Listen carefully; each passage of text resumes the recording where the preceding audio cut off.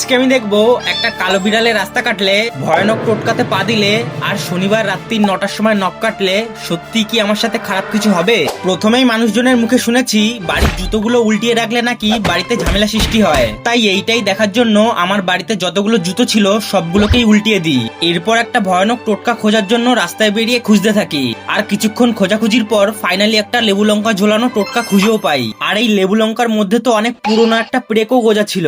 এরপর লেবু লঙ্কাটাকে রাস্তার মধ্যে রেখে জেনে বুঝেই তার উপরে পা দিয়ে দিই। আর আমি এইসব যেই দিনটায় করছিলাম সেই দিনটা ছিল শনিবার। এরপর আমি ওই দিন রাত্রি 9টার সময়ই অকারণে নখ কাটতে শুরু করি। এবার আমি দেখবো কালকে আমার সাথে খারাপ কিছু হয় নাকি। এরপর তো তার পরের দিন সকাল 6টার সময় চলে যাই বন্ধুদের সাথে মাঠে ফুটবল খেলতে, আর পুরো টানা 2 ঘন্টা খেলার পর বাড়ি চলে আসি। তারপর সন্ধ্যা হতেই চলে যাই জিমে, আর এইখানেও 2 ঘন্টা ওয়ার্কআউট করার পর বাড়ি চলে আসি। পুরো সকাল থেকে রাত পর্যন্ত কেটে যাওয়ার পরও তো আমার সাথে কিছুই হলো না। সাবস্ক্রাইব করে দাও তোমরাও যদি এইসব লোকের মুখে শোনা গুজব আর কুসংস্কার কখনোই না মেনে থাকো।